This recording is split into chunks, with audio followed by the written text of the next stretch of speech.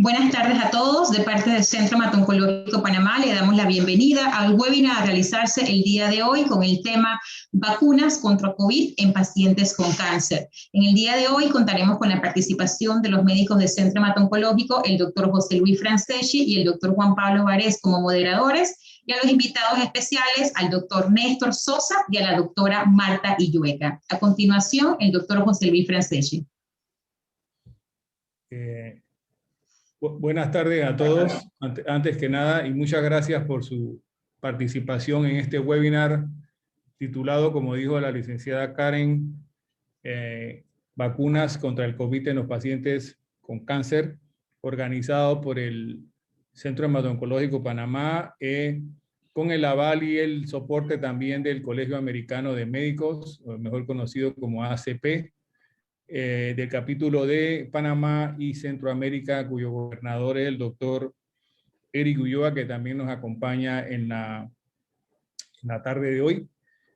A manera de introducción muy breve, solamente quería decirles que a pesar de que ya vamos a cumplir estamos a un mes de haber iniciado el primer caso aquí en Panamá, posiblemente un poco más tiempo de que se inició la pandemia a nivel global.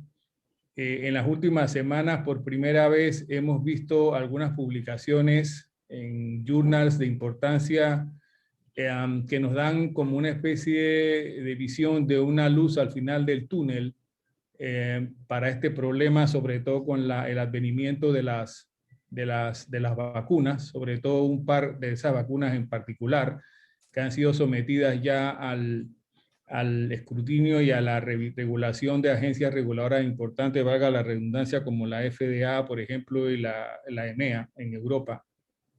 Pero eso ha traído consigo también, a nivel del médicos y a nivel de la comunidad en general, ciertas interrogantes debido a cuestionamientos que han salido en redes sociales por algunos colegas y no colegas también sobre los efectos secundarios de las vacunas, los criterios de selección de candidatos a la vacuna y los posibles criterios de exclusión a personas en las vacunas, el tiempo récord en el que que ha tomado de que se pensó la vacuna hasta que se desarrolló y se manufacturó y se está poniendo en uso. O sea, todo eso ha creado una serie de inquietudes y preguntas en muchas personas, y nosotros, como parte de nuestro programa, nuestra responsabilidad de orientación y educación a nuestros pacientes, hemos querido desarrollar esta actividad.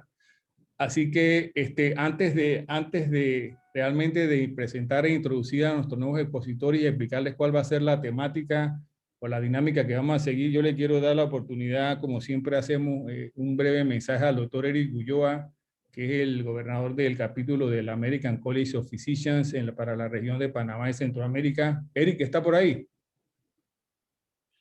Ahí lo vi. Eric. Sí, ahí está. Sí, buenas tardes, José Luis, y buenas tardes a todos. La verdad que siempre contento de participar en estas actividades con los pacientes, porque uno de los principios del American College of Physicians es trabajar con los pacientes, con los profesionales, para mejorar la salud de todos nuestros pacientes. Este tema es muy importante porque en el cáncer, por ejemplo, se han dado muchos casos en los cuales siempre hay la discusión si el efecto de la quimioterapia estaba produciendo algunos síntomas, que en muchos casos en realidad lo estaba produciendo un paciente que le desarrolló COVID. Entonces, este es un tema muy importante porque el COVID tiene manifestaciones neurológicas que se ven en la tercera edad y que muchas veces no se diferencian bien de los efectos adversos de alguna de las quimioterapias. Por eso es tan importante la vacunación en este grupo de pacientes, y es los temas que muchas personas todavía tienen temor a las vacunas, y es un tema muy importante de dilucidar. Así que yo les agradezco también al doctor Sosa, a los médicos oncólogos, por la participación en este tipo de eventos que nos ilustran tanto a los médicos como a los pacientes. Muchas gracias. Bueno, muchas gracias, Eric. Les quiero recordar que la dinámica que vamos a seguir es que vamos a darle una oportunidad de 10 a 15 minutos a cada uno de nuestros invitados para que hagan una exposición.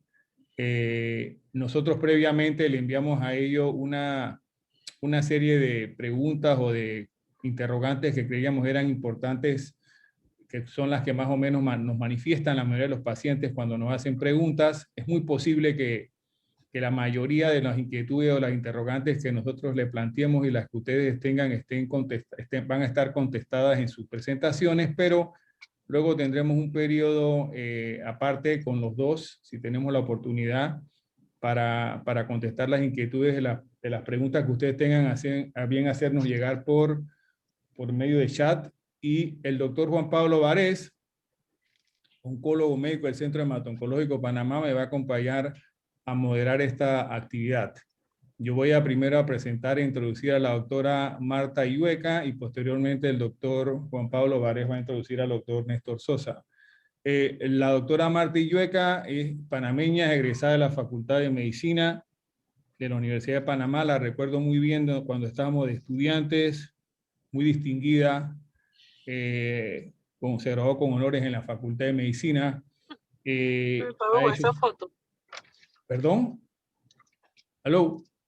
Sí, se graduó con honores en la Facultad de Medicina y ha hecho prácticamente su carrera profesional en los Estados Unidos de Norteamérica y actualmente ella se desempeña como médica investigadora y científica y académica en la Escuela de Medicina de la Universidad de Yale, además de que ella también ha mantenido relaciones con la Facultad de Medicina en la Universidad de Panamá como profesora ad honorem, así que la verdad que es una persona de mucha experiencia para el tema que vamos a tocar, así que voy a dejarlo con la participación de la doctora Marta primero, después presentaremos al doctor Sosa y luego tendremos un periodo de interrogantes y de preguntas. Bienvenida, doctora.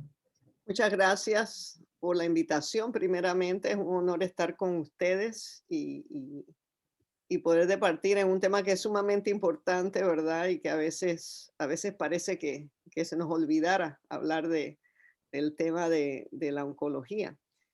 Voy a compartir mi pantalla. Me confirman que pueden ver mi primera diapositiva, ¿sí? Ok. Vamos a ver, bueno, primeramente no tengo conflictos de interés, soy consultora independiente en Panamá pro bono, no trabajo para ninguna compañía farmacéutica, pero trabajé por 12 años con la empresa AstraZeneca en Estados Unidos hasta el 2015. Fui directora médica de investigaciones clínicas de fases de la 1 a la 4, todas las fases de desarrollo farmacéutico. Trabajé con todas las entidades regulatorias del mundo, FDA, EMA y de varios países. Y muy importante, no tengo ninguna afiliación con ningún partido político. Entonces, revisando, le doy las gracias al doctor Franceschi que me mandó algunas de las preguntas de interés.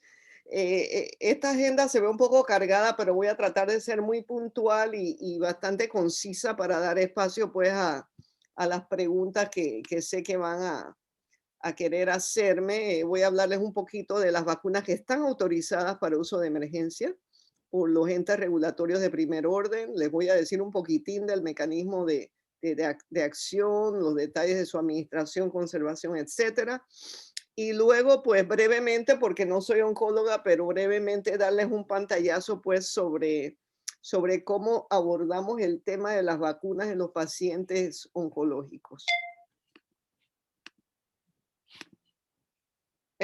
Para los que me escuchan que no están en el campo médico, pues las vacunas actúan básicamente contra los agentes que nos causan infecciones primariamente, como las bacterias, los virus, los parásitos, aunque en el espacio de los parásitos transmitidos por mosquitos, este no es un parásito, este es un mosquito, el asunto de la vacuna es un poquito más complicado porque las vacunas van a actuar sobre porciones muy precisas de la estructura de estos microbios.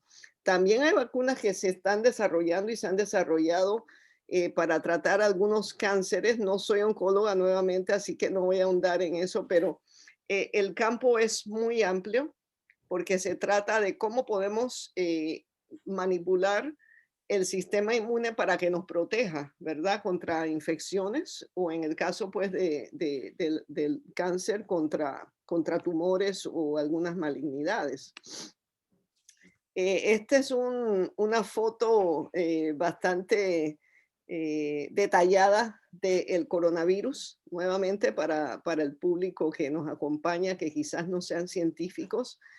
Como pueden ver, están estas puntas que salen en la parte de afuera del virus, que son las proteínas de espigas y que son las que le permiten básicamente agarrarse de los tejidos humanos, porque recuerden que los virus no pueden existir por sí solos. Necesitan de células y de tejidos humanos para poder multiplicarse. Entonces, estas puntitas que ven aquí, lo que se llaman las proteínas de espiga, son las que le permiten hacer ese agarre. También les quiero señalar la estructura básica del coronavirus. Es un material genético que se presenta en la forma que se llama mensajero ARN o RNA por sus siglas en inglés, que es esta cinta que se ve en el centro. Y allí es donde está realmente el cerebro del virus. Entonces, en especial les llamo la atención también, sobre todo al público no médico, esta cubierta que se ve en rojo es muy importante porque esa cubierta es disuelta o desintegrada por el jabón y los desinfectantes. Entonces, de allí la importancia, ¿verdad? Esa insistencia que tenemos del lavado de manos con agua y jabón, de usar desinfectantes, porque mientras el virus está fuera del cuerpo humano, es muy fácil de matar. El problema es cuando entra al cuerpo humano, entonces se agarra y se pega y se introduce entonces en las células humanas. Las plataformas los diferentes tipos de vacunas que tenemos son muy, muy interesantes, ¿no? Si vemos esta imagen en el centro de la diapositiva, es parecida a la que les acabo de enseñar, ¿verdad? Esto representa el coronavirus. Entonces tenemos vacunas que llevan un mensaje al cuerpo humano para producir defensas o anticuerpos. Esos mensajes pueden ser llevados por virus atenuados, que son virus debilitados, o lo que llamamos vectores virales, que son virus que normalmente no son muy agresivos. Puede ser que se administre una vacuna que sencillamente trae material genético como DNA. También a veces se usan virus de la misma enfermedad en cuestión, pero que están inactivados y que no pueden multiplicarse dentro del cuerpo. Pero también hay vacunas que utilizan unidades pues, pequeñas de proteínas. En cuanto a vectores virales, tenemos algunos ejemplos que ya son un poquito más familiares, ¿verdad? Como la vacuna de AstraZeneca, la vacuna de CanSino, una vacuna china, la vacuna de Johnson & Johnson y la Sputnik usan vectores virales. ¿Qué son los vectores virales? Vehículos que llevan ese mensaje para que el cuerpo produzca la inmunidad. Tenemos las vacunas que simulan ese material genético del coronavirus, que son los mensajeros RNA, son un poco más sencillas, y los ejemplos son Moderna, Pfizer y CureVac. Y también tenemos vacunas que usan todavía menos porciones, ¿verdad? Moleculares, que son pedacitos de proteínas, y el ejemplo pues que les doy hoy es el ejemplo de Novavax. Ahora mismo, esta es un resumen de cómo andan las investigaciones sobre las vacunas. Esto lo publica el New York Times regularmente. Y el último conteo que tienen es que hay 37 vacunas en la primera fase de estudio, que es una fase en que sencillamente se estudian menos de 100 personas para ver reacciones inmediatas a la vacuna y para ver si se producen anticuerpos que se pueden medir inmediatamente. Hay 37. En la fase 2 tenemos ahora mismo 27. La fase 2 ya son más personas, menos de 1000, pero algunos cientos de personas. Y ya en la fase 2 se pueden medir las dosis de las vacunas. Una dosis, dos dosis, ¿qué cantidad se da? La fase 3 es la fase más decisiva, es la fase en que se estudian decenas de miles de personas. Ahora mismo hay 20 en fase 3. Autorizadas hay 6 y ahora yo les voy a dar pues el conteo. Las más conocidas, por supuesto, son Pfizer y Moderna, autorizadas en Estados Unidos, AstraZeneca, autorizada por la EMA en Europa, y luego vacunas que se han autorizado en la China, y la vacuna Sputnik que se ha autorizado en Rusia, por ejemplo. Y totalmente aprobadas, pues nuevamente son muy pocas las que les acabo de mencionar: Moderna, Pfizer, AstraZeneca, y en Rusia la vacuna Sputnik. Ok, now, ¿cómo actúa la vacuna? Nuevamente para nuestra audiencia que quizás no está en el campo médico. La vacuna nos la podemos imaginar como un agente secreto disfrazado de COVID, y ese disfraz tiene una máscara que simula esas espigas. Acuérdense de la foto que les enseñé hace un ratito, o que la pueden ver aquí en este dibujo. La idea es que la vacuna tenga las instrucciones para producir esas espigas, y luego se estimula el sistema inmune a producir una reacción de tal forma que si esa persona vacunada se enfrenta al coronavirus de verdad, ya va a tener las herramientas y las armas necesarias para combatirlo. Entonces, esas espinas suenan la alarma que va a entrenar al ejército inmunológico del cuerpo, que tiene dos grandes grupos de armas, que son los anticuerpos, ¿verdad? Y las células que se llaman las células de memoria, que se van a acordar del villano, que es el coronavirus, para que si se enfrentan a la verdadera infección puedan entonces reaccionar y proteger a la persona. Entonces, hay 4 plataformas principales que se están usando para conformar estas vacunas. Y ese es, ya les enseñé una foto general, pero ahora pues en esta gráfica podemos ver que tradicionalmente se han usado en el pasado, por ejemplo, virus inactivados de la misma enfermedad o virus debilitados de la misma enfermedad. También se han usado nuevamente lo que se llaman los vectores virales, que son virus más bonachones, por decirlo así, un poquito menos agresivos, que ya sea que se puedan multiplicar o no multiplicar, pero que llevan ese mensaje al sistema inmune. Entonces vamos bajando ahora de tamaño de la sustancia que lleva la vacuna. Los ácidos nucleicos ya son porciones de material genético que puede ser completo, que es lo que se llama el DNA. Ese es cuando es el material completo, que son 2 espirales de material. O, como les mencioné, Pfizer y Moderna, que son pues tiritas de material RNA, que es un poquito más sencillo. Y hay vacunas ahora como la de Novavax, que son todavía pedacitos más chiquitos de proteínas que tienen esa capacidad de estimular al sistema inmune. En esta tabla, y no me voy a extender mucho porque quiero dar espacio para preguntas, pero esta tabla nos ayuda a ver cuáles son las vacunas que hasta el día de hoy están ya sea autorizadas o prontas a ser autorizadas, ¿no? Que son Moderna y Pfizer, que son de la plataforma de mensajero RNA, AstraZeneca, Johnson & Johnson y Sputnik, que son la plataforma de vectores virales, son adenovirus. Esos son virus que usualmente producen enfermedades respiratorias muy leves. Entonces son virus bastante benignos. Y también tenemos a Novavax, que son esas partículas más pequeñas que les acabo de describir. Entonces, el doctor Sosa se va a extender ya en más detalle sobre las diferentes eficacias, pero yo lo que les quiero llamar la atención son 2 puntos. Los entes regulatorios como la FDA, la Administración de Alimentos y Drogas de Estados Unidos, o como la EMA, la Agencia Regulatoria Europea, tienen, y la OMS también, Organización Mundial de la Salud, tienen un umbral, tienen un límite mínimo de eficacia que es requerido para aprobar las vacunas y el límite es 50%. Ese es el límite, el mínimo de eficacia.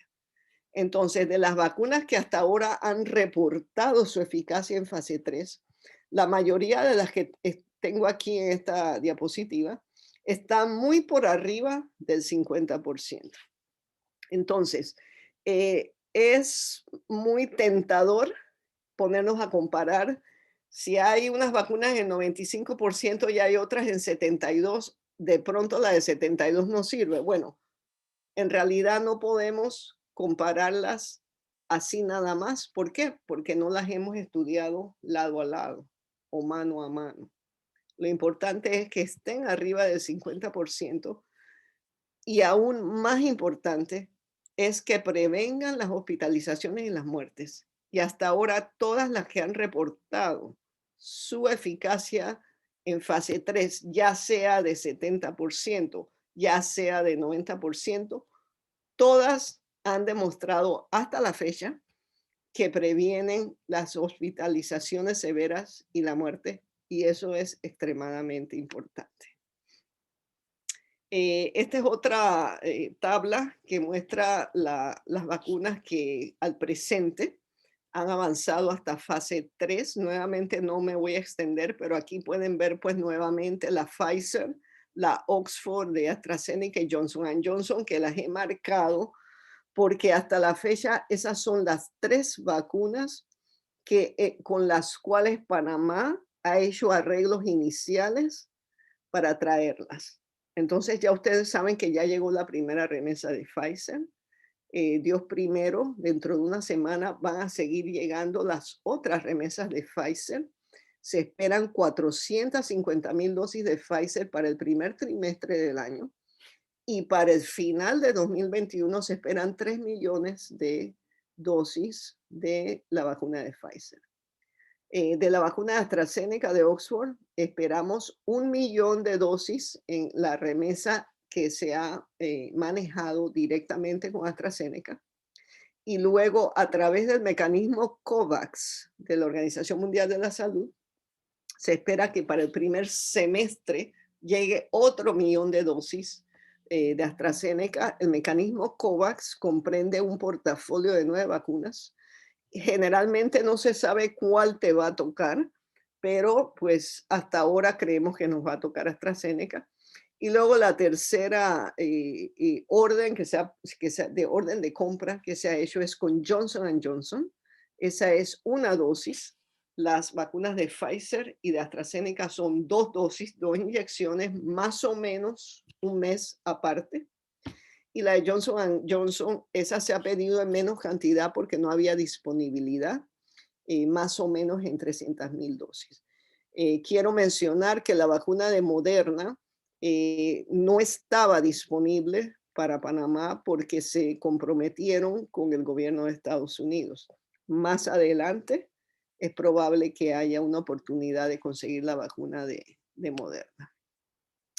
Entonces, las fases de desarrollo farmacéutico para una vacuna son similares a la de los medicamentos. Son 4 fases. No me voy a extender por limitaciones de tiempo, pero quiero recordarles que la fase clave para conseguir una aprobación de las autoridades regulatorias es la fase 3. Esta es la fase donde se demuestra eficacia, se demuestra seguridad en una población bastante amplia de participantes. Estamos hablando de 30,000 participantes para arriba. Y se les da un seguimiento por varias semanas porque la mayoría de los efectos adversos a las vacunas ocurren en las primeras 6 semanas. Puede haber efectos adversos más adelante de las 6 semanas, pero son muy raros y muy infrecuentes. Entonces, también quiero mencionar, porque hay muchísimas leyendas urbanas circulando en las redes sociales, para que una vacuna tenga el permiso, regreso para atrás un momentito, el permiso de ser administrada a un humano en un estudio, tienen que presentar detalles de estudios animales. Yo he visto videos en las redes sociales que hablan de que las vacunas ni siquiera se le habían dado a animales. Eso es falso, falsísimo. Un laboratorio no puede tener permiso de usar una vacuna en un humano hasta que compruebe que sus pruebas en animales han sido seguras. Entonces, pues quería mencionar eso. Este es un mapa que el New York Times publica regularmente, y nada más les quería dar un pantallazo de dónde se está usando ahora mismo la vacuna de Pfizer, para darles un ejemplo. Como pueden ver, pues en Norteamérica pues ya se está usando, aunque en forma limitada. En Panamá, como saben, pues ya llegaron las primeras 12,000 dosis hace como 10 días más o menos, y en algunos países de Sudamérica, algunos países de Europa y de Australia. La vacuna de Moderna, en contraste, está más limitada en su uso, básicamente y nuevamente porque hicieron un compromiso casi total para su primer año de producción para los Estados Unidos, pero pues esperamos que se vaya abriendo pues ese compás para que otros países pues tengan acceso a esa vacuna. La cadena de producción de una vacuna, obviamente, pues dependiendo de cuál de las vacunas se trata, por ejemplo, la de Pfizer, sabemos que necesita congeladores muy especiales o contenedores con hielo seco, porque hay que mantenerla en temperaturas extremadamente frías, más o menos -70. Eso es como decir más frío que el Polo Sur. Entonces, ese es un factor pues que se ha estado contemplando, y ya en Panamá hay por lo menos 6 congeladores. Dependiendo de si la vacuna es un vector viral o es mRNA, los vectores virales necesitan unos aparatos muy especializados que son biogeneradores para cultivar al virus. Nada más les quiero dar pues una idea general de que no es que hicieron la vacuna y nos llegó, o sea, hay muchos pasos. Multiplicar esa vacuna, luego poder empaquetarla en contenedores y frascos especiales, luego enviarla a los países con aviones que tengan la temperatura adecuada, luego distribuirla con camiones que tengan la temperatura adecuada, y luego llevarla pues a las clínicas o los sitios donde se va a distribuir. Entonces son muchos pasos que a veces no los contemplamos, ¿no?, cuando pensamos en las vacunas. Las vacunas nuevamente tienen que ser aprobadas por los entes regulatorios. Quiero mencionar que en Panamá específicamente tenemos una ley para aprobación de medicamentos y vacunas, que es la Ley 01 del año 2001. Es una ley que se apoya en la verificación y la autorización de los productos por autoridades de referencia internacional. ¿Cuáles son esas autoridades? La número 1 es la FDA de Estados Unidos, la Administración de Drogas y Alimentos. Aparte de la FDA, se aceptan autorizaciones de Europa por la Agencia Medicinal Europea, que es la EMA, y se aceptan entes regulatorios de ciertos países, no de todos los países, ciertos países como Inglaterra, Canadá y Suiza, para darle unos ejemplos. Y también se aceptan las precalificaciones que hace la Organización Mundial de la Salud y de sus organismos regionales de la Organización Panamericana de la Salud. Ok. Y estos procesos regulatorios son extremadamente importantes porque están diseñados para apoyarse en las leyes que protegen al público, para que no haya vacunas mal estudiadas, para que se transmita en forma transparente los reportes de efectos adversos, porque todos los medicamentos, todos los fármacos, todas las vacunas tienen efectos adversos, ¿no? Y es necesaria una confirmación ética responsable de la calidad de estos productos y de cómo se van a conservar cuando llegan al país donde se van a administrar. La FDA de Estados Unidos tiene guías específicas para los laboratorios sobre cuáles son los requerimientos en sus estudios.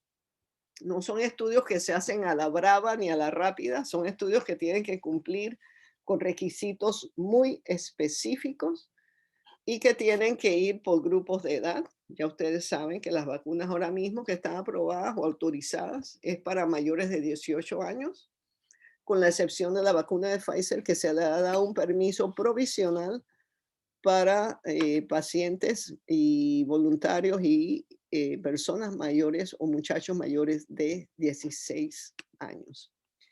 Entonces, en Panamá nuevamente tenemos una ley, la ley 01/2001, que nos da varias avenidas de acceso a tratamientos, fármacos y vacunas. Nos da acceso a través de la Organización Mundial de la Salud, a través de las autoridades de referencia internacional como la FDA y la EMA. El MINSA tiene el Departamento de Farmacia y Drogas, que está específicamente encargado de revisar toda esta data y revisar estas autoridades.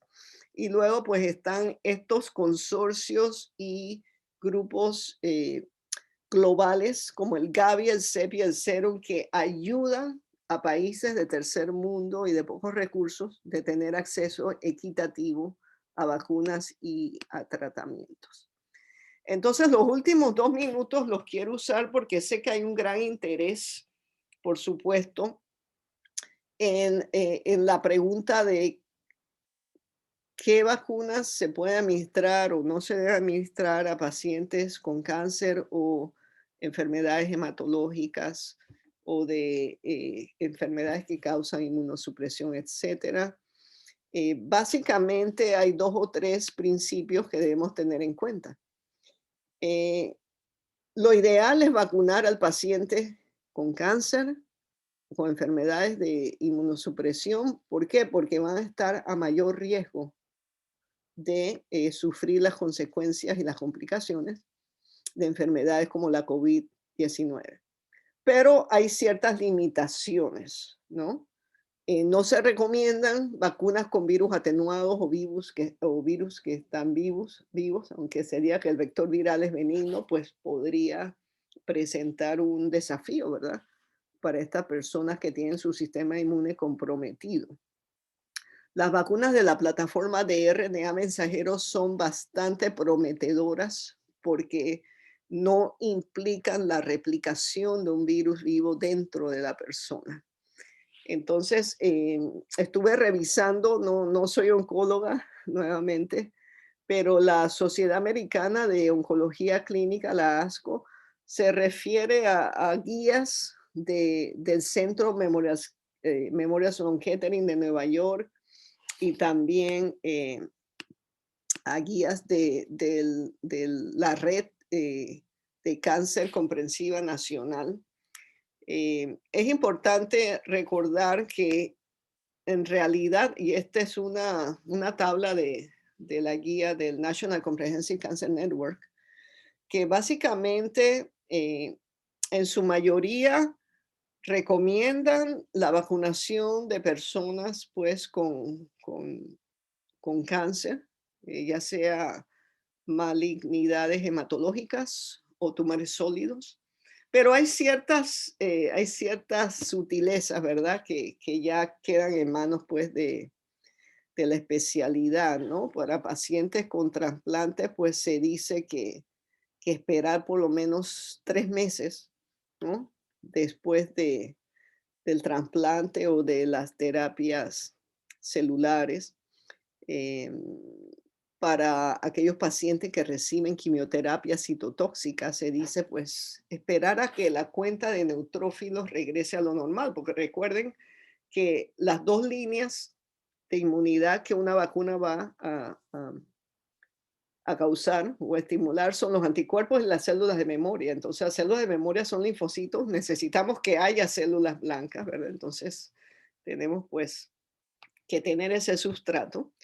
Y el otro punto que quiero hacer antes de terminar es el uso de estas terapias que le llaman los inhibidores de puntos de control. Y les confieso que no sé mucho sobre esos tratamientos, pero se los menciono porque presentan un riesgo adicional que es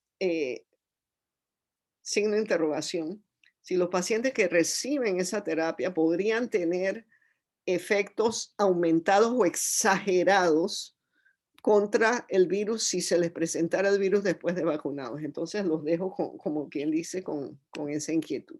Entonces voy a parar aquí porque yo sé que hay preguntas. Yo quiero también que escuchemos al doctor Sosa y que tengamos la oportunidad pues de conversar también y de ver las preguntas individuales que ustedes tengan. Así es, muchas gracias, doctora Marta. Muy didáctica la presentación, de verdad, muy didáctica. Así que bueno, Juan Pablo, te dejo para que introduzcas al doctor Néstor. Sí, muchas gracias a todos por su presencia, por acompañarnos en esto, al doctor Sosa, a la doctora Marta, al doctor Eric Ulloa. El doctor Néstor Sosa es un panameño también, graduado de la Universidad de Panamá, también un excelente profesional. Se educó en Estados Unidos también en medicina interna e infectología y fue el ex director del laboratorio Gorgas hasta no hace mucho, donde se trasladó pues a la Universidad de Nuevo México, donde es el jefe del departamento de infectología. Con ustedes el doctor Sosa, que es una persona maravillosa, que igual que la doctora Marta, con una facilidad de expresión y de expresar sus conocimientos, que no son tan fáciles en este tipo de materia, y esperemos que podamos aprender más. Cómo no, gracias Juan Pablo, y es tan grato ver tantos amigos, las imágenes de tantos amigos y pacientes queridos de Panamá. Yo que tengo ya 15 meses de haber salido de Panamá, pues obviamente extraño mucho a mi gente. Bueno, sí, yo en realidad, y les voy a confesar, esta conferencia la preparé para médicos, es una conferencia muy técnica, pero voy a tratar de explicar lo más importante para que todos saquemos alguna información de esto, pero no se asusten con las gráficas y las diapositivas, porque realmente, no sé, en mi mente no vislumbré que íbamos a tener tantos pacientes y personas que no son, digamos, técnicos en la parte esta de medicina, pero yo con gusto voy a tratar de ir aclarando las dudas y voy a hacerlo rápido para tener bastante tiempo para preguntas y respuestas. Básicamente, bueno, yo realmente no trabajo para ninguna compañía, trabajo en una universidad acá en Estados Unidos y estoy en lo que se llama un comité de seguridad de la vacuna de CureVac, que es una vacuna alemana. Es la única relación que tengo y es una posición ad honorem, es básicamente vigilando que las personas que participan en los estudios de investigación no sufran ningún efecto adverso desproporcionado por la vacuna. Yo voy a hablarles un poco de la eficacia, o sea, de qué tan buenas son las vacunas, y voy a concentrarme solamente en las 3 vacunas más probables que vayan a Panamá, pero voy a mencionar algunas otras, la de Pfizer, la de AstraZeneca y la de Sputnik, en base a lo que yo he visto que se está manejando, y voy a mencionar algo de lo que sabemos de las vacunas de Johnson & Johnson y Novavax, y ya la doctora Illueca pues adelantó mucha de la parte básica del entendimiento, cómo se estudian las vacunas, así que eso me facilita un poco lo que voy a explicar. Entonces, primero que todo, quizás cuando uno habla de la eficacia de las vacunas, yo creo que es importante que uno sepa cómo se evalúa la eficacia. Yo les pongo acá un ejemplo sencillo. Si por ejemplo, si ustedes hacen un estudio de investigación y toman 100 personas y les ponen la vacuna a 100 personas y a 100 personas no le ponen nada, le ponen un placebo, le inyectan una solución salina y luego siguen a esas personas por un tiempo y ven a quienes le da COVID-19 y a quienes no. Si, por ejemplo, en este ejemplo, 100 personas reciben la vacuna, 100 el placebo, y a una de las que recibe la vacuna le da COVID y a 10 de los que reciben el placebo le da COVID, por una simple división se obtiene una eficacia de un 90%. Así, cuando ustedes escuchen eso de es 95%, es 70% de eficacia, es básicamente ver la capacidad de la vacuna de evitar la enfermedad. Entonces, una eficacia en este caso como esta, de 200 personas, pues las 100 que recibieron la vacuna solamente a una le dio, es una eficacia de un 90%. Y eso se ha hecho con todos estos estudios y ustedes van a ver que en el periódico, en la televisión hablan de estos números, que es importante y de ver qué significan. Entonces, no se asusten esta tabla, pero esta tabla básicamente tiene en esta columna listada las vacunas que la doctora les ha estado hablando, las diferentes vacunas y su eficacia, que es quizás la manera más sencilla y las he señalado en rojo como para que resalten. Entonces, por ejemplo, las 2 vacunas que se aprobaron primero acá en Estados Unidos son la de Pfizer y la de Moderna, que son 2 vacunas de mRNA, como decía la doctora, o ARN. Estas 2 vacunas, fíjense, tienen una eficacia muy alta, 95 y 94%. Estos estudios se hicieron en varios países, incluyendo América Latina. Fíjense aquí Argentina, Brasil, Estados Unidos, Sudáfrica, y esta de Moderna fue exclusivamente en Estados Unidos. Así que esa es una eficacia muy alta. Casi ninguna de las vacunas que usamos en medicina tienen esas eficacias arriba de 90%. Nosotros estamos más acostumbrados, por ejemplo, la influenza que nos ponemos todos los años es alrededor de 50-70% de eficacia. O sea que 94-95 realmente era inesperado. Y lo otro importante es que esto es la capacidad de prevenir la enfermedad, o sea, que te enfermes de COVID, pero la posibilidad de que te enfermes gravemente es todavía mejor. Es casi 100% en muchas de estas vacunas, ¿no? Aquí, por ejemplo, hubo 9 casos en el placebo, 1 solo en el grupo de vacuna. O sea, de miles de personas que se pusieron la vacuna en este estudio, solamente 1 requirió ir al hospital. O sea, que es un porcentaje muy, muy bajo. La otra vacuna importante, porque también va a estar disponible en Panamá, es la de AstraZeneca Oxford, que a veces dicen es la vacuna de la Universidad de Oxford o de la compañía AstraZeneca, por eso se usan esos dos nombres. Esta vacuna es un poquito diferente porque no usa el mRNA, sino que usa un adenovirus, y esta se estudió en diferentes países, y de hecho el análisis es un poco más complejo, pero la eficacia en general es 70%. Si se saca un promedio de la eficacia en los diferentes países donde se estudió, da un 70%, pero 100% protector de la enfermedad severa. Hubo 0 casos de enfermedad severa entre la gente que se vacunó. Pues a pesar de que uno diría, bueno, 70% no parece tan bueno como 94%, sí, pero en cuanto a enfermedad severa, fue 100% protector, o sea, que evita que te vayas al hospital, que te vayas a agravar. Estas son las vacunas, digamos, que tienen como más aprobaciones, y ha sido aprobada en Europa, en Estados Unidos, y son, por lo menos la de Pfizer y la de AstraZeneca van a estar en Panamá. Hay otras vacunas que hasta hace muy poco no habían publicado sus resultados, y ustedes quizás han escuchado de la vacuna rusa. Bueno, esta es la vacuna rusa Sputnik, que tiene una eficacia de 91.6% según el último estudio que publicaron, que también es una eficacia muy, muy buena. Y hay las vacunas chinas que tienen también una eficacia un poco menor, pero la verdad es que no hemos visto los estudios. Estos números vienen de anuncios en el periódico o anuncios en su página web, y no realmente resultados de estudios de investigación publicados en revistas científicas. Entonces los médicos científicos pues tenemos un poquito de recelo cuando la información esa no está publicada, sino que la comunican las casas farmacéuticas en su página web. Seguro que es verdad, pero obviamente uno prefiere que esté publicado en revistas científicas o que lo haya avalado una agencia internacional neutral, ¿no? Y las otras 2 vacunas nuevas que también puede que estén disponibles en el futuro en Panamá son la de Novavax, que es una vacuna de proteína, y la de Johnson & Johnson, que también usa un adenovirus.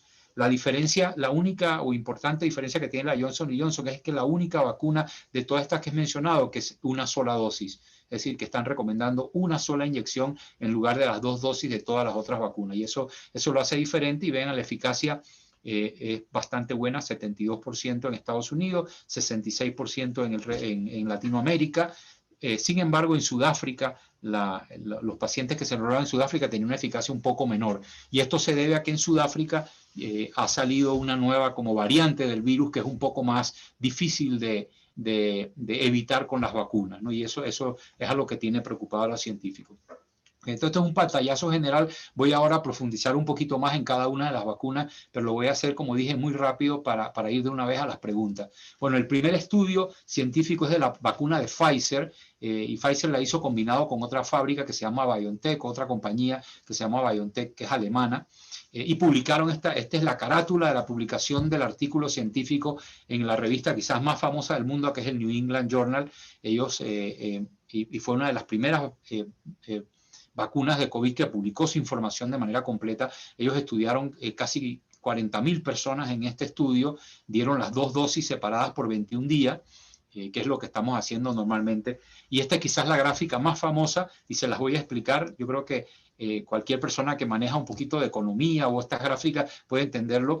Ellos tuvieron un grupo de gente que no le pusieron la vacuna, que están en azul, y un grupo que le pusieron la vacuna, o sea, el placebo y la vacuna, y ustedes ven los cuadritos que van hacia arriba, son el número de casos. Cada cuadrito fue un caso de COVID en las personas que no recibieron la vacuna, y las bolitas rojas son las pocas personas que les dio COVID en el brazo de la vacuna. O sea, obviamente hubo una gran diferencia en los casos acumulados de COVID entre los que no recibieron la vacuna, que eran el grupo placebo, y fueron vacunados.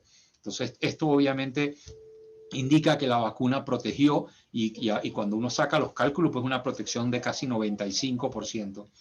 Lo otro que también se vio en este estudio fueron las reacciones adversas, como se dice en inglés aquí, adverse reaction. Y esto sabemos muy bien que esta vacuna, cuando se ponen estas vacunas, las personas experimentan quizás por 1 o 2 días efectos adversos casi siempre temporales y referidos al dolor en el brazo, quizás un poco de malestar, pero no hubo ninguna reacción realmente de preocupación en los estudios.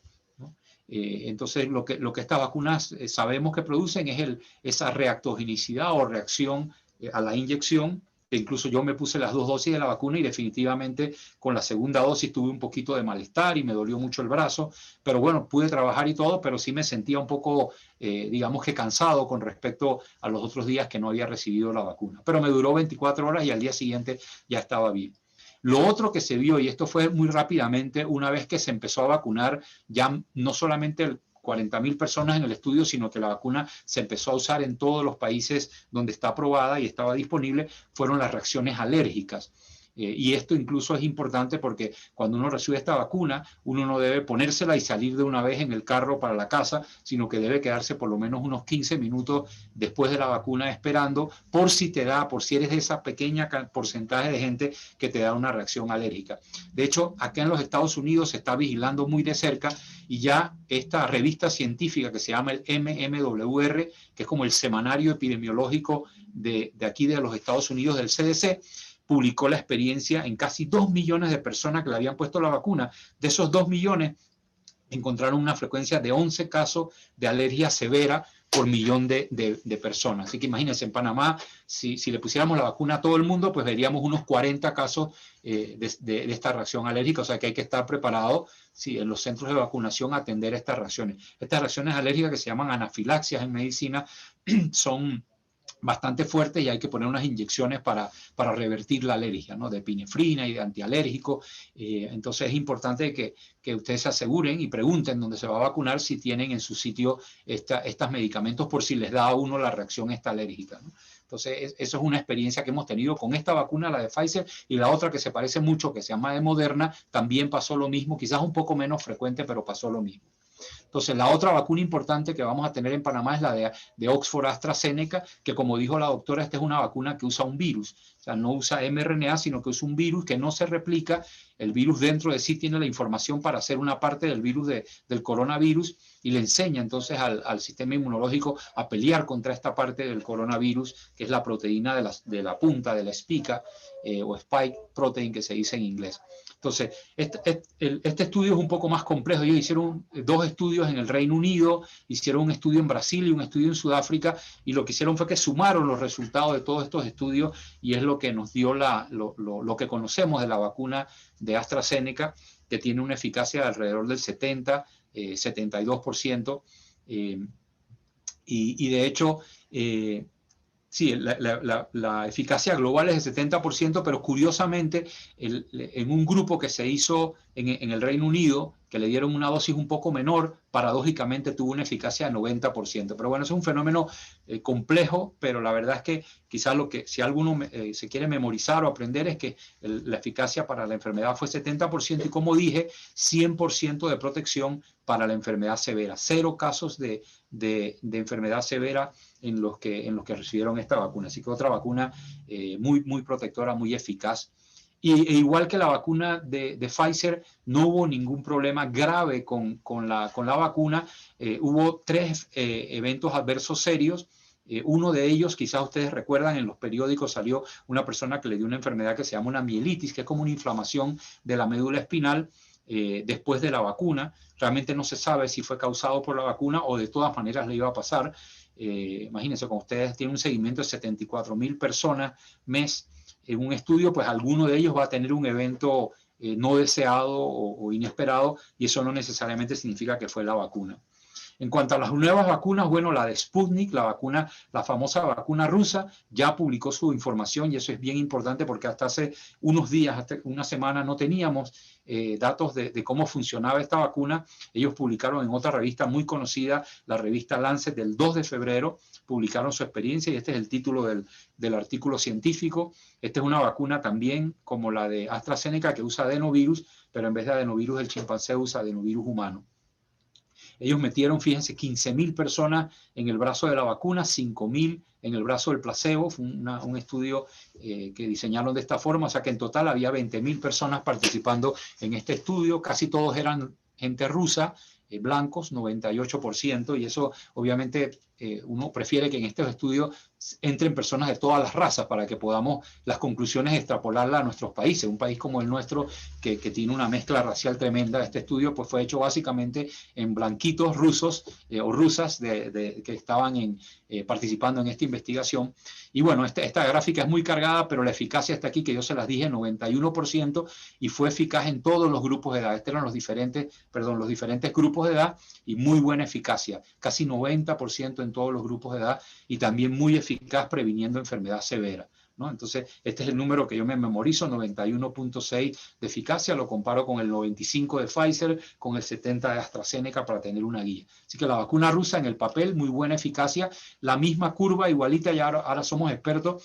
En rojo eran aquí el grupo de placebo, en azul el grupo de personas vacunadas, y ustedes ven claramente cómo los placebos siguieron subiendo y subiendo y subiendo el número de casos. Los que recibieron la vacuna, pues prácticamente una línea plana. No hubo muchos casos de COVID en las personas vacunadas, demostrando pues la eficacia de esta vacuna en prevenir la enfermedad. Y cuando vemos la seguridad, lo mismo. Esto lo tomé del artículo, por eso están todas estas diapositivas en inglés, pero realmente, para resumirles, no hubo ninguna razón de preocupación. Hubo la misma frecuencia, 0.3% de eventos severos entre los vacunados y los que recibieron el placebo. O sea que realmente eran cosas fortuitas. Hubo 3 fallecidos en el grupo de vacuna y 1 en el grupo de participantes, que es la misma proporción que había de participantes, así que la misma frecuencia de personas fallecieron. Y estas eran personas mayores, algunos tuvieron COVID, incluso porque les dio COVID antes que la vacuna hiciera efecto y fallecieron de COVID en el seguimiento, pero nada relacionado, ningún evento adverso ni ninguna muerte relacionado con la vacuna en este estudio de casi 20.000 personas.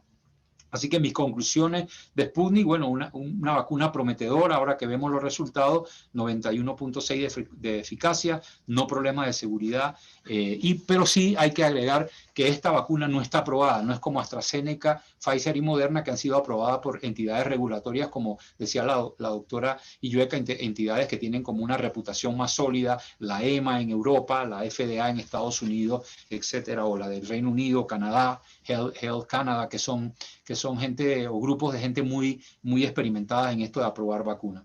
Y bueno, les menciono los nombres, van a haber 2 vacunas más en el futuro, la de Johnson & Johnson, que fue estudiada también, un estudio bastante grande con 43.000 participantes, un buen estudio, y se encontró una eficacia de 66%. Esta es la vacuna y hay que hacer la diferencia de una sola inyección. Ustedes dirán, bueno, la eficacia fue un poco más baja, sí, numéricamente menor incluso que la AstraZeneca, pero esto es una sola dosis sin el refuerzo y eso puede ser útil, por ejemplo, para una región de difícil acceso, como puede ser la región Nove, un lugar donde uno no puede vacunar todo el tiempo, pues se puede llevar la vacuna, vacunar una sola vez y ya, y tienes una protección de 66% para la enfermedad y nuevamente 100% de protección para la enfermedad severa. La otra vacuna, para aquellos que no les gustan las vacunas, digamos, nuevas de adenovirus o de mRNA, esta vacuna de Novavax es de proteína, es una técnica que hemos usado por más de 40 o 50 años ya en medicina, tuvo una eficacia de casi 90% también. Esta es con 2 dosis, eficacia 90%. Lo único que sí les quiero mencionar, y lo he pasado ex profeso, es que en todos los estudios hechos en Sudáfrica con esta vacuna, la eficacia es un poco menor. Y eso se debe a esto que ustedes han visto en la televisión, quizás de esto de las nuevas variantes del virus. El virus está cambiando y en esos lugares donde se ha usado la vacuna no ha sido tan efectivo. Por eso es tan importante evitar que a Panamá entren estas variantes de Sudáfrica o de Brasil, porque entonces las vacunas, de ser 90% eficaces, caería a mucho menos. Y de hecho la de AstraZeneca desafortunadamente prácticamente no protege contra la vacuna según un estudio pequeño hecho en Sudáfrica, solo un 10% de eficacia. Así que es muy importante pues evitar que esas variantes nuevas del virus entren a nuestros países. Entonces hasta ahí lo voy a dejar. Muchísimas gracias y pasamos a las preguntas y respuestas.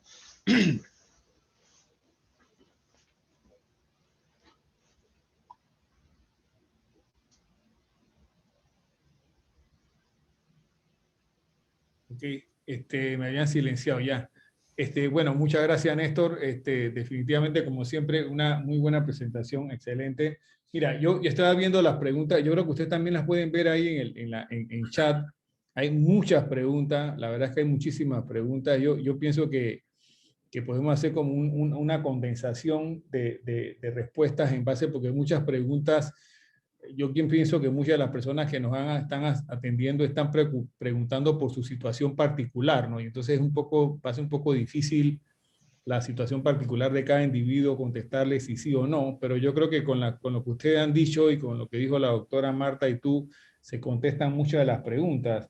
Pero, doctora Marta, ahí había dos preguntas, como usted vio casi una clase de virología e inmunología, están preguntando sobre que si el entrenamiento al sistema inmunológico que produce una vacuna en general es solamente para el virus en particular que se aplica o para otro tipo de virus o de agresiones al sistema inmunológico.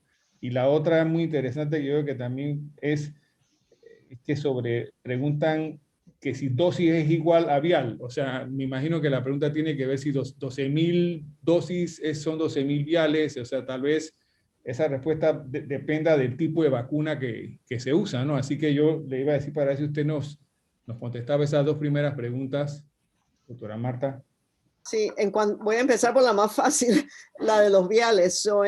En el caso de los viales de Pfizer, tengo entendido, y Néstor, por favor, interrúmpeme si me equivoco, pero tengo entendido que los viales de Pfizer traían la cantidad suficiente para 6 dosis, aunque originalmente se habían prescrito para 5 dosis, y eso pues es una cuestión pues de cubrirse, de curarse por lo sano, de que si se nos fue un poquito más, pero aparentemente fácilmente salen 6 dosis de esos viales de 5, así que no sé si eso contesta la pregunta, pero bueno, de 12.000 dosis originales, pueden hacer la matemática de 12.000 entre 5 y agregarle una a cada uno de esos y tenemos un buen número de dosis extras. Sobre la especificidad o particularidad de cada vacuna, sí, cada vacuna está programada para un solo tipo de virus y un solo tipo de microbios. Ahora, el sistema inmune tiene una riqueza y una potencialidad que podría, en teoría, un sistema inmune que se ha enfrentado en el pasado, por ejemplo, a la familia de coronavirus, porque el coronavirus, el nuevo coronavirus, es el tercer coronavirus de una familia que ha afectado a la humanidad desde el año 2002 más o menos.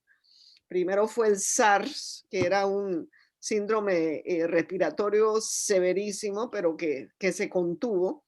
Luego a los 7, 8, 10 años vino el MERS, que era otro coronavirus también sumamente agresivo, pero que también se contuvo, y luego este es el tercero.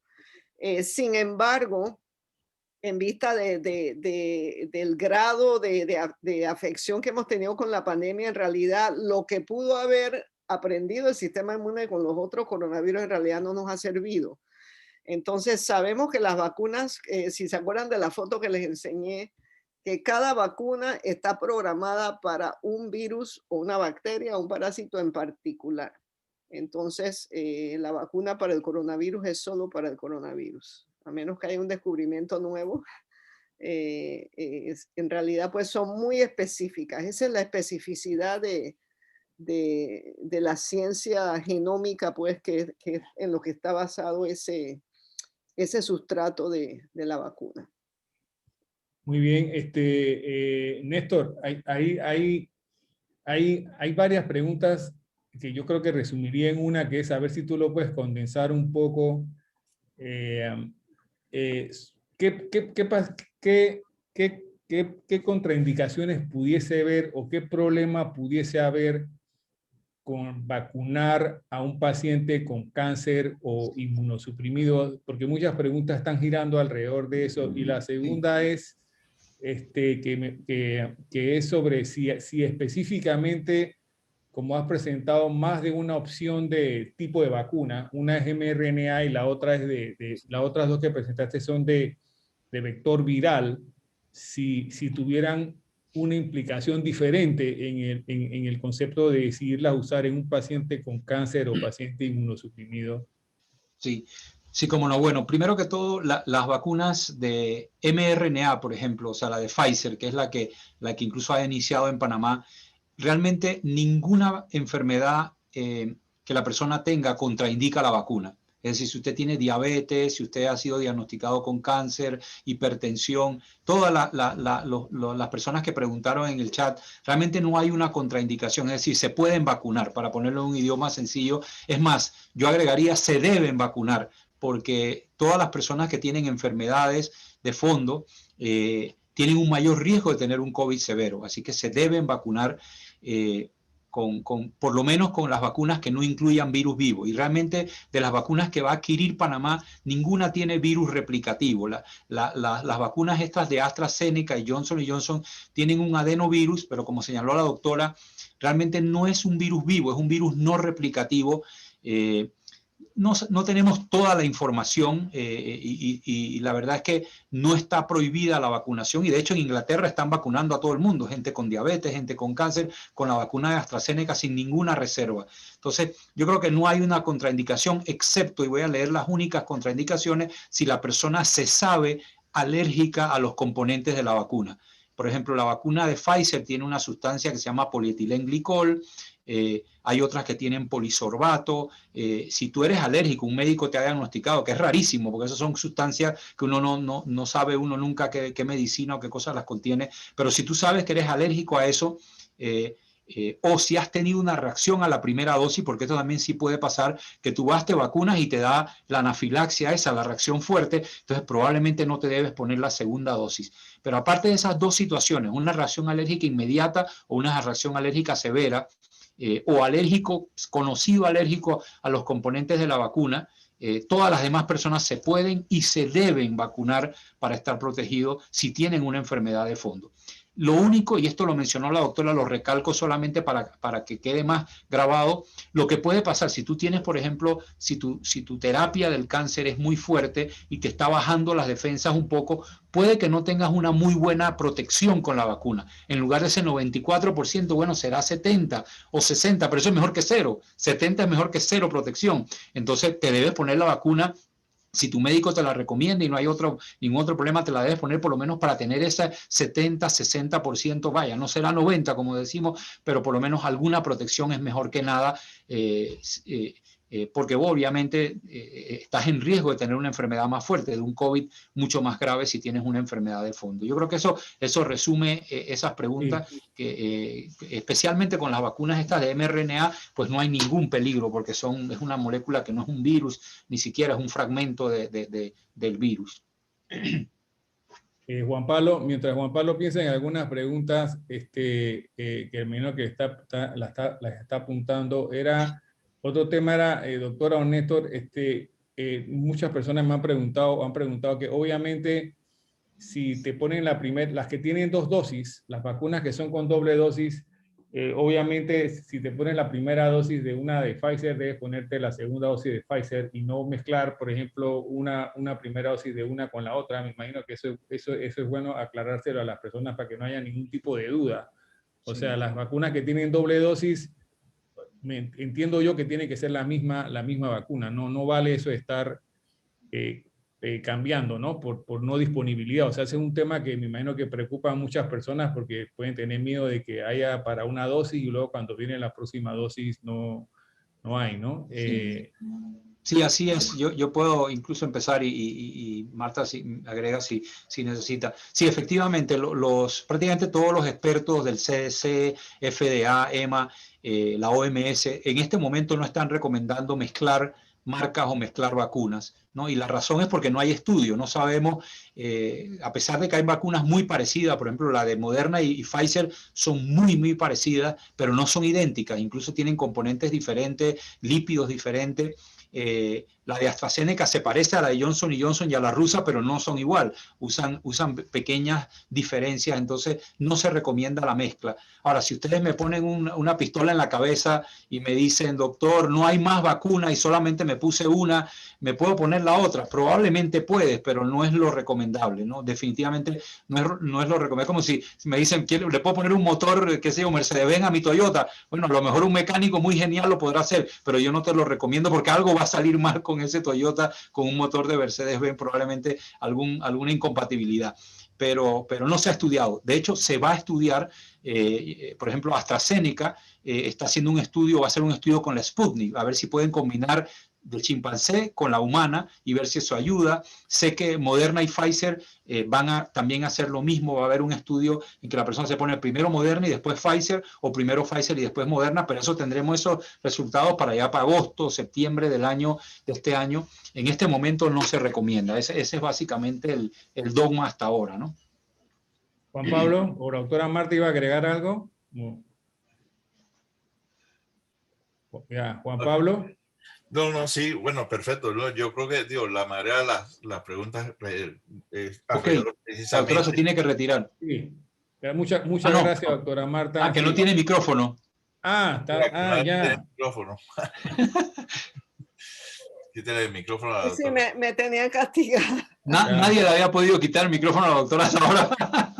No, yo estoy de acuerdo con lo que dijo Néstor sobre la combinación y yo nada más quería pues agregar que la razón lógica o de sentido común no es que va a pasar nada malo, en realidad no tenemos ninguna razón para pensar, la ciencia no nos ha dicho que pase nada malo, pero es que para garantizar esos niveles tan lindos que vemos, que si 70, que si 90, eso solo se puede garantizar con la forma como se administraron el ciclo completo de las vacunaciones y del ciclo completo de 2 dosis que llega a los 95, a los 90, se hizo con la misma vacuna. Entonces, si queremos tener esa certeza y esa tranquilidad de lo que ya se ha estudiado, entonces tenemos que mantenernos con la misma plataforma y el mismo laboratorio después que se complete ese ciclo. Si hay que vacunarse después, 1 año o 2 años después, ya se podría usar otra plataforma. Pero debemos verlo como un ciclo completo que queremos lograr. Muy bien. Juan Pablo. Sí, bueno, mira, voy a cambiar un poquito las preguntas porque básicamente la mayoría de los pacientes están preocupados de que si ellos se deben de vacunar porque tienen cáncer o porque si están en tratamiento activo. Bueno, las explicaciones de la doctora Marta y de Néstor han sido clarísimas al respecto. Yo incluso tenía la duda que si el paciente con AstraZeneca, que es un adenovirus, pues podía ser vacunado porque pudiera en determinado momento replicar, aunque sea una infección leve, un paciente inmunosuprimido. Pero bueno, ya Néstor lo ha explicado que en Inglaterra se ha hecho y pues no se ha visto mayor cambio. Lo que yo quiero sí me gustaría que 2 expertos lo digan, pues no es lo mismo que lo digan personas como ustedes, que a veces uno como médico que está aquí comúnmente, que no está experto en las vacunas, lo diga, que es y esto de las antivacunas viene a nivel mundial, ¿no? Hay mucha gente que no se quiere vacunar porque simplemente considera las leyendas urbanas de que me va a meter un chip. El otro dice que me va a robar mi información genética, como si fuera el banco, cuestiones de ese tipo, ¿no? Me va a hackear el DNA de la célula. Y entonces yo creo que esto es muy importante, porque yo tengo pacientes que me lo han expresado así claramente y conozco gente que son personas que son universitarios, gente que ha ido a la universidad, ya no son gente que no son educadas, son gente y que lo expresan. Entonces yo sí quisiera que parte de ustedes aclararan ese concepto. Sí. Marta, ¿tú quieres empezar?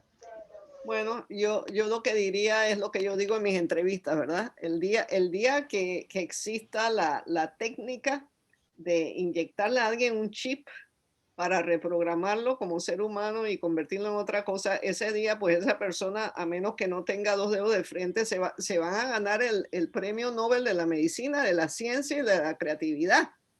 O sea que quizás en 20 años eso se puede hacer. Ahora mismo, precisamente la belleza de las vacunas, la belleza de esa ciencia tan específica que solo le trabaja a un solo virus o a una sola bacteria, es precisamente la especificidad, la particularidad del mensaje que va en esa envoltura de la vacuna. Entonces, yo lo comparo con los comandos que usamos en la computadora. Si usted pone copiar y pegar, usted sabe que usted solamente puede copiar y pegar. Usted no puede hacer ninguna otra cosa.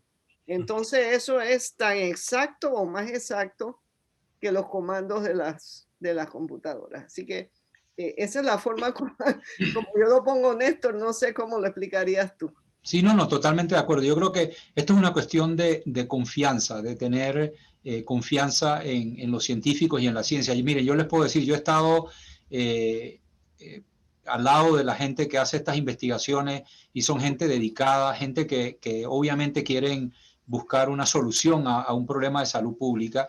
Y las vacunas, de la forma como se han estudiado, aunque lo hicieron en un año, que normalmente toma varios años, siguieron todos los pasos regulatorios, y créanme que hay 1 millón de ojos encima de estos estudios de investigación, vigilando a los pacientes. Como yo les dije, yo estoy en uno de estos grupos de seguridad de vacunas, y nosotros revisamos esos estudios para atrás y para adelante y le mandamos preguntas a las casas farmacéuticas para estar seguros de que nos dan la información correcta. Así que realmente yo en realidad no entiendo mucho la motivación de los grupos antivacunas.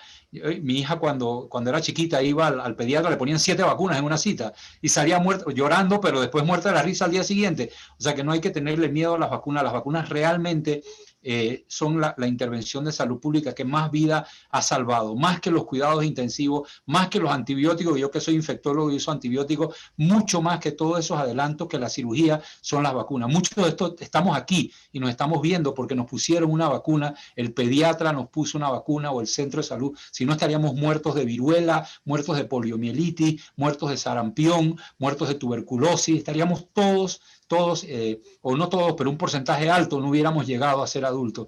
Así que para mí las vacunas son un instrumento de los más seguros que tiene la medicina, mucho más seguro que muchas medicinas y cosas, por el principio, cómo funcionan. Así que yo creo que es cuestión de eso, de tener confianza. Yo siempre le digo a la gente, así cuando en el Twitter y estas cosas, yo le digo, cuando yo me monto en un avión, yo no le pregunto al piloto 50, oye, ese botón funciona, ¿tú sabes manejar la palanca esa? Entonces, yo entro y me presigno, me siento y me amarro, porque yo sé que el piloto está entrenado. O sea, uno tiene que tener cierta confianza en los otros seres humanos. Yo entiendo la desconfianza y todas estas conspiraciones, pero en este caso las vacunas y la pandemia es una cosa que se ha tomado muy en serio y es la única forma como vamos a salir de esto.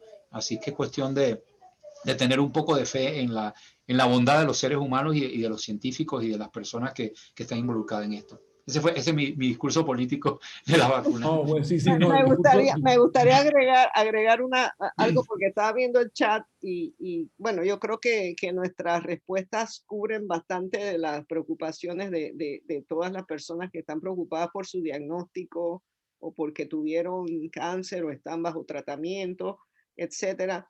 Pero hay una pregunta que creo que quizás no hemos sido muy claros. ¿Cuánto tiempo dura esa protección de la vacuna? No lo sabemos todavía, porque recuerden que recién el COVID-19 está cumpliendo 1 año nada más. Recién tenemos 1 año de pandemia. Entonces vamos a tener que tener un poquito de paciencia. Sabemos que la inmunidad natural probablemente dura entre 3 a 6 meses y de pronto un poquito más, ¿no? Entonces yo lo que les digo es, recuerden la vacuna del flu, de la influenza. Así como nos vacunamos con todo gusto todos los años, podría ser que tengamos que vacunarnos contra la COVID todos los años, pero si hay que hacerlo, lo haremos, ¿no? Ese es un punto. El otro punto que quería mencionar también rápidamente es para los que son escépticos o los antivacunas, que les encanta asustar a la gente.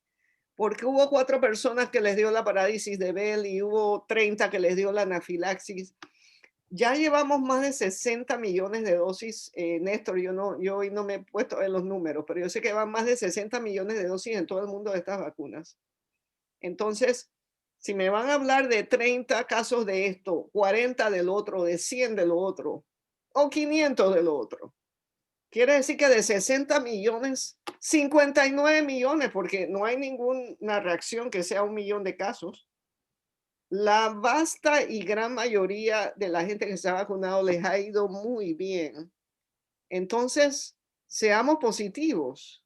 Que sí, como dice Néstor, tengamos fe en la ciencia. La ciencia nos ha sacado de la viruela, nos ha sacado del polio, del tétano. Está sacando en África a la gente del ébola en un área. Nos ha sacado de la rubela congénita en Panamá. Entonces, tengamos un poquito de curiosidad, pero también de fe, ¿no? De que la ciencia está trabajando para nosotros y por nosotros. Hay una pregunta que quisiera hacerles ahí. El doctor Néstor tiene el micrófono apagado.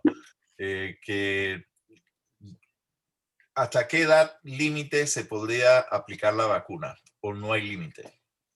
Bueno, yo puedo contestar la parte regulatoria, Néstor, si gustas. Sí, no, los estudios realmente, bueno, depende un poco de la aprobación que te dé tu país, pero los estudios se han hecho de 18, de 16 y de 18 años para arriba y no pusieron un límite superior. Hay personas de casi 100 años que se han puesto la vacuna, yo he visto los reportes, o sea que realmente no hay un límite de edad para la vacuna y la verdad es que la edad es un riesgo para COVID, o sea que si tú tienes 80, 85 años, es bueno que te pongas la vacuna porque si te da, tienes casi un 25% de posibilidades de fallecer, o sea que es bien alto, 1 en 4 o 1 en 5, entonces es mejor ponerse la vacuna que correrse el riesgo de que te dé un COVID teniendo 85, 90 años. Así que no hay límite. Yo no he visto límite, no sé, Marta, si tú has visto, pero límite superior no he visto. No, yo iba a hablar del límite inferior, porque la Exacto. gente también inventa toda clase de cosas de por qué no se le da a los niños. Bueno, es muy sencillo, no se le da a los niños porque todavía no hemos hecho los estudios, eso es todo. Solamente la vacuna de Pfizer tiene un permiso provisional para ser usada a partir de los 16 años para arriba. Pero incluso esa vacuna no tiene todavía una cantidad extensa de muchachos o muchachas de 16 y 17 años. Eso va a venir sobre la marcha. Ahora Sí. se van a hacer estudios por debajo de 16 años y no son estudios de 30, 40 mil pacientes. Son estudios más pequeños para ver cómo se comporta esa vacuna en el paciente pediátrico. Luego que sabemos cómo se comporta y si se le da la misma cantidad y la misma dosis, ya podemos entonces aplicar el conocimiento de la fase 3 de los adultos. Entonces, 16 a 18 años solamente Pfizer por ahora, todas las demás de 18 para arriba, y como dijo Néstor, en realidad, es más, yo me sorprendo, yo trabajé casi 12 años con las entidades regulatorias, yo me sorprendo de que le estén poniendo a algunos países el límite de 55, de 65 a alguna de las vacunas, porque en realidad el organismo adulto de los 18 para arriba es bastante similar, pero hay que usar sentido común clínico. Si tenemos a un adulto mayor, frágil, enfermo, con un diagnóstico terminal, no le vamos a dar algo que lo va a sacar de balance. O sea, ya ese es un juicio clínico, ¿no? Que hay que tener y que a veces pues confunde a la gente. Pero de acuerdo con Néstor, límite superior, no hay razón clínica. Sí, incluso en los estudios, algo bueno tenía que tener cierta edad. En los estudios clínicos, las personas mayores de 55 años les dio menos molestias la vacuna. Sí, ¿no? correcto. O sea que yo no sé si es que los jóvenes se quejan más, voy a hablar mal de los jóvenes y estaban pidiendo más, tenían más dolor, pero la verdad es que las personas mayores toleraron la vacuna mejor. Curiosamente no necesitaron tomar tanto Tylenol, ni les dio tanta fiebre, ni tanto dolor. Digo, también puede ser porque el sistema inmunológico ya no está tan fuerte y no les da una reacción tan fuerte, pero hasta eso es un consuelo, ¿no? Que una persona mayor pues debe tener una reacción menos severa por la inyección que un muchacho de 20, 25 años, ¿no? Una muchacha de 20, 25 años. Hay un punto que es muy importante y a pesar de que estamos hablando aquí mucho de cáncer, el paciente inmunosuprimido, hay algo que se ha manejado también en los medios, en algunas publicaciones médicas incluso. ¿Qué pasa con las embarazadas?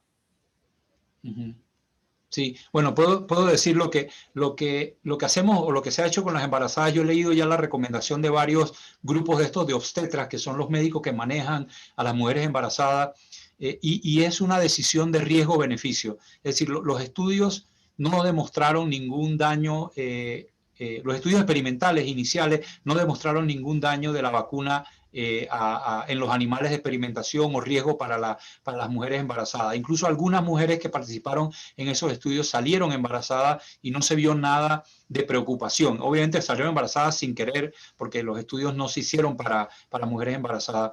Entonces, casi siempre estas agrupaciones lo que ellos concluyen es que si tu riesgo de COVID es muy alto, yo siempre pongo el ejemplo de una enfermera que trabaja en la sala de COVID. Si yo tengo una enfermera, una compañera de trabajo que trabaja en la sala de COVID y está embarazada y va a seguir trabajando durante su embarazo porque ese es su trabajo, probablemente el beneficio de la vacuna en ella es mayor que cualquier riesgo teórico que pueda haber. Entonces uno hace ese balance de riesgo-beneficio. Entonces a las embarazadas se le puede poner la vacuna, pero siempre y cuando tú hagas este ejercicio de riesgo-beneficio. Si esta es una persona que, por ejemplo, no sale de la casa, trabaja desde la computadora, le tiene miedo a las vacunas o está recelosa, pues puede que decida no vacunarse y correr el chance de coger el COVID. El COVID en el embarazo es un poco más complicado que en una mujer no embarazada, porque obviamente el vientre grande le dificulta la respiración, terminan más frecuentemente en intensivo. Entonces, en resumen, es una cuestión, no está prohibido categóricamente, pero es una decisión individual del médico, la mujer embarazada, de acuerdo a su riesgo, ¿no? Si es una doctora o una enfermera que trabaja con pacientes de COVID, o una persona que está en la comunidad, que tiene que estar en contacto con cientos de personas diariamente, es una persona que yo le diría, mire, considere ponerse la vacuna, porque incluso si le da COVID estando embarazada, hasta a lo mejor pierde el bebé por la enfermedad. Entonces, es una cuestión de riesgo, ¿no? Que tiene que considerarse. No sé, Marta, si tú quieres agregar algo, pero... Y eso es lo que dice la gente, los grupos acá en Estados Unidos, la Sociedad de Obstetricia. Adelante. Tienen silenciada a la doctora. Ok, no, sí, en cuanto a las embarazadas, nuevamente esperamos más datos en experimentos con animales. Por supuesto, eso se va haciendo sobre la marcha. En general, pues hay que sopesar si la embarazada está bajo riesgo de contraer COVID, entonces es una persona que está bajo riesgo de tener pues más complicaciones de la COVID. Si hay una opción de esperar a cuándo darle la vacuna, pues como pediatra, pues yo siempre me inclino a que se espera el tercer trimestre, cuando ya el producto del embarazo está formado, ya los órganos están formados, por la cuestión pues de que uno siempre se preocupa de que hubiera una interacción con el desarrollo del embrión. Pero eso hay que ponerlo en la balanza. Si es una persona activa que está bajo riesgo de la COVID le va a hacer más daño que la vacuna, ¿no? Sí. Bueno, una última pregunta mía para darle la guitarra al doctor Franceschi, ahí que está preocupado. Sabemos el doctor Sosa, bueno, ha tenido algún tipo de relación, no sé si lo puede explicar algo. Aquí en Panamá se está llevando a cabo un estudio de fase 3 con la vacuna de CureVac. ¿Qué recomendaría usted a la población en general? Sí, bueno, yo realmente no puedo, digamos, revelar ninguna cosa de los resultados y lo que yo he tenido acceso, pero la vacuna de CureVac, esto es de conocimiento público, es muy similar en su diseño a la de Moderna y Pfizer. Es una vacuna de mRNA hecho por una compañía alemana, y la verdad que hasta ahora, pues los estudios más preliminares pues no demuestran ningún tipo de toxicidad especial. Así que yo de hecho le he recomendado a amigos, a parientes que tengo en Panamá que participen en esta vacuna, porque realmente, como es una vacuna de mRNA, pues suponemos que va a tener tan buen performance como las de Pfizer y Moderna.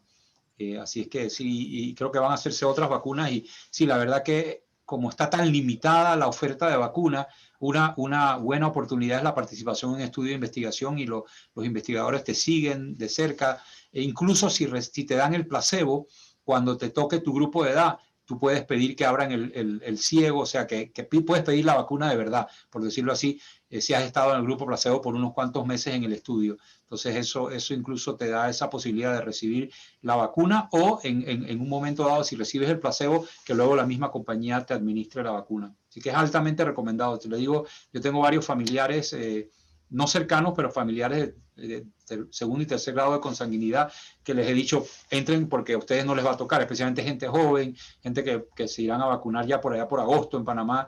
Yo les he dicho, vayan y vacúnense, que son gente que tienen que estar trabajando y saliendo a la calle, etcétera.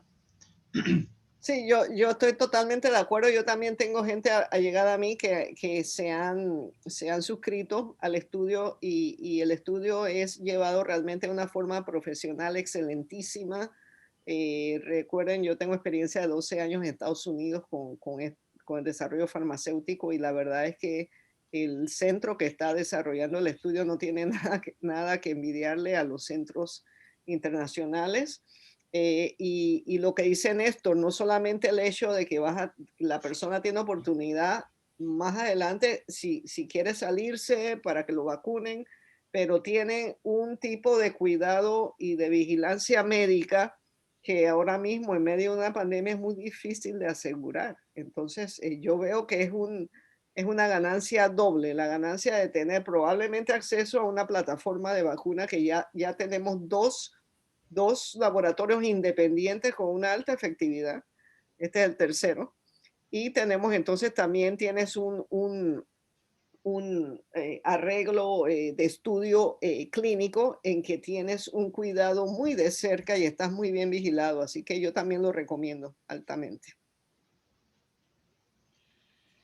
Y no, la verdad es que yo pienso que yo estoy muy contento, pero pienso que la mayoría de las preguntas o las inquietudes de la audiencia han sido contestadas de alguna manera u otra con las exposiciones y en el andar de ir contestando las otras preguntas.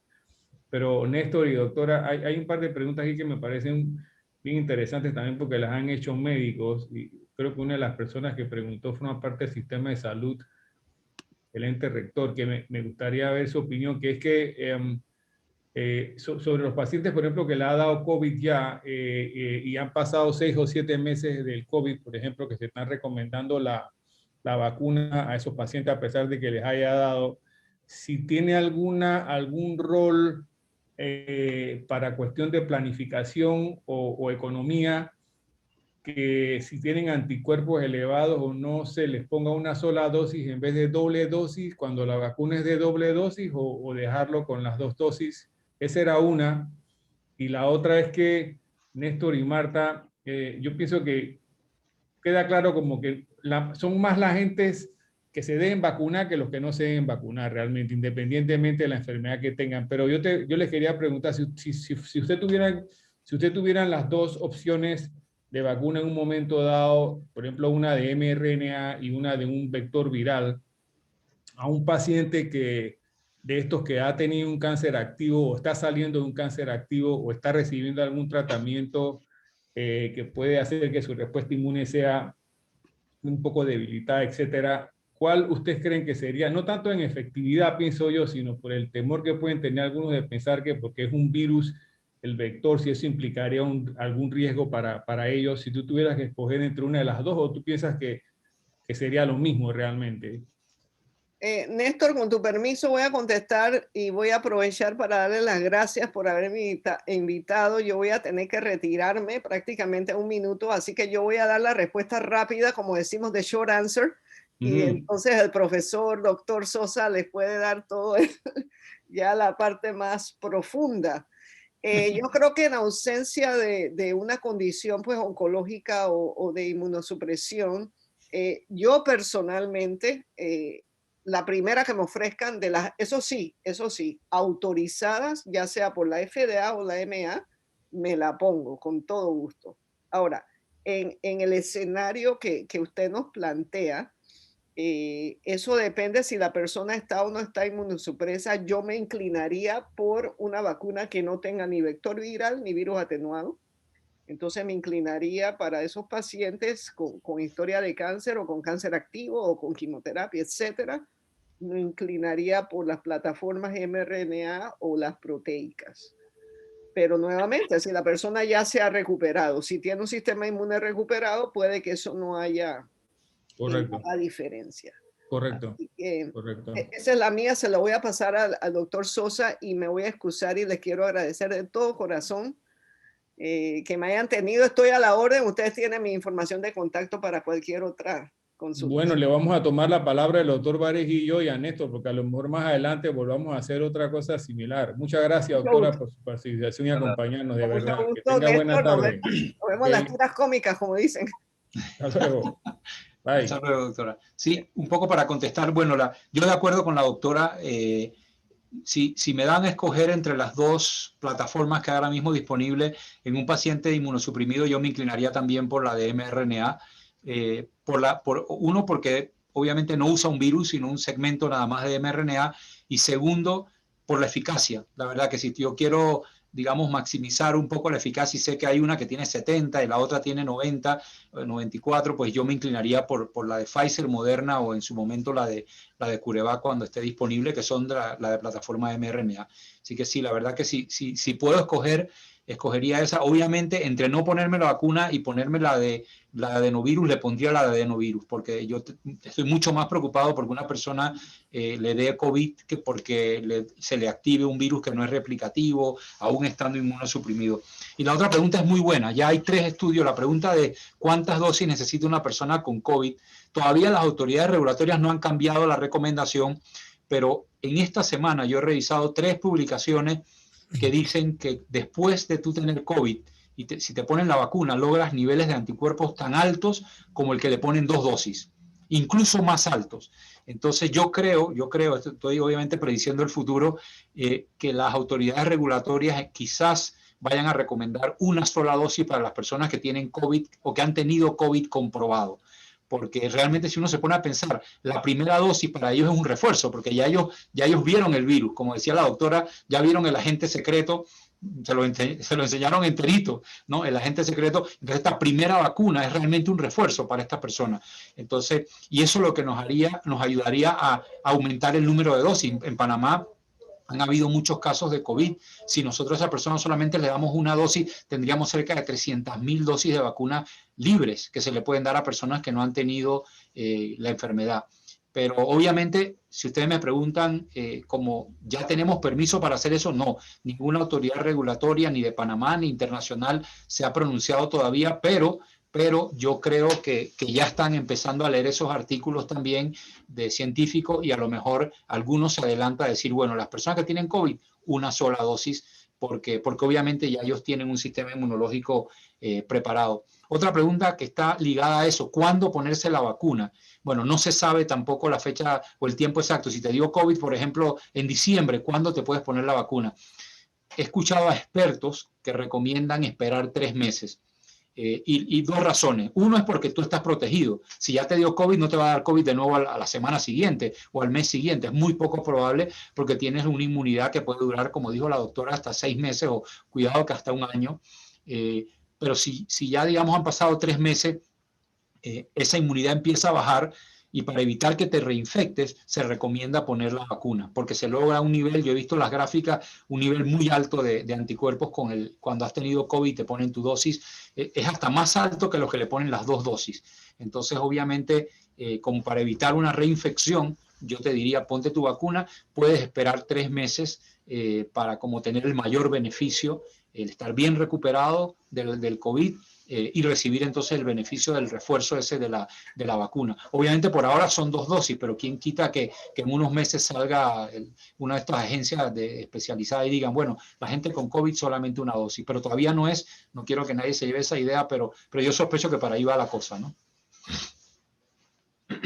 Hay una pregunta que yo quiero contestar yo porque le han hecho un comentario sobre que hay algunas organizaciones como asociaciones médicas de otros países que han hecho guías. Por ejemplo, mencionaron que la Sociedad Española de Hematología había hecho unas guías, que si en Panamá se había hecho algo por alguna de las asociaciones médicas. Yo quería contestarle que varias de las asociaciones médicas de Panamá que estamos involucrados en el manejo de pacientes en los cuales se podía considerar que había un poquito de temor o limitación, ya sea porque tienen alguna enfermedad reumatológica, los que tienen VIH, los pacientes con cáncer, los pacientes hematológicos. Las sociedades panameñas respectivas, la de reumatología, la de infectología, la de oncología médica y la de hematología, hemos hecho cada uno por separado unas sendas recomendaciones al Ministerio de Salud, a la Dirección de Epidemiología y del Programa de Inmunización Ampliado sobre este punto, basándonos en prácticamente todo lo que nos ha mencionado el doctor Néstor aquí, la doctora Marta, y emulando un poco las recomendaciones que han habido en otras guías extranjeras. Y creo que eso ha sido tomado en cuenta por las autoridades. Y al final y al cabo, siempre los pacientes pues van a tener la oportunidad, yo creo, de consultar con sus médicos especialistas para individualizar su caso en particular, ¿no? Pero yo creo que después de la presentación de hoy me siento muy contento porque han habido casi más de 100 personas poniendo atención, casi todos pacientes, y me parece que las explicaciones han sido muy claras y muy didácticas, y estoy seguro que cada uno de ustedes van a ser transmisores de esta información entre su familia y en la comunidad, y de eso se trata todo esto, ¿no? De tratar de mantener un plan de educación y que las personas tengan confianza, como dice el doctor Néstor, ¿no? O sea, estamos montados en un avión y hay que confiar en las personas que son los expertos manejando el avión. O sea, hay que tenerle más credibilidad que miedo realmente, ¿no? Así que yo no sé, el doctor Néstor sé que es una persona muy ocupada, estoy muy contento y muy agradecido por el tiempo que nos ha brindado. Él ha sido gobernador del Colegio Americano de Medicina también, junto con el doctor Ulloa, así que yo creo que también eso influyó mucho en que tenga tanta paciencia el día de hoy. Y Eric, yo no sé si tú como gobernador quieres hacer alguna pregunta o quieres dar un mensaje final. Eric. ¿Tienes el micrófono? Abrirle el micrófono. Y Juan Pablo también quería decir algo, creo. No, como siempre, suelo felicitar tanto al Centro Hemato-Oncológico como a los pacientes, porque esta información a los pacientes es muy importante para que los pacientes tomen su decisión. Como siempre decimos, la decisión no es solo de los médicos, nosotros orientamos, pero al final un paciente informado ayuda a participar en su plan de tratamiento y ayuda a otros pacientes también a que estén mejor informados y evitar esa malinformación que hay en las guías. Así que nuevamente solo felicitarlos tanto al centro como a los pacientes que atienden esta charla. Muchas gracias por la invitación. Gracias. Pablo. No, una pregunta nada más, es que aclarar ahí que algunas personas, que si en las clínicas de nosotros íbamos a estar aplicando las vacunas. Por el momento, el Ministerio de Salud es el que está coordinando todo y él determinará dónde se vacunarán las personas. Las personas inmunosuprimidas supuestamente entran en la fase 2, pero eso todavía no está establecido cuándo va a ser y dónde los van a aplicar. Quiero agradecerles también de mi parte pues la participación de cada uno de todos, a la doctora Marta y a Néstor. Les agradezco mucho por el valioso tiempo que han dispuesto para nosotros para aclarar estos conceptos.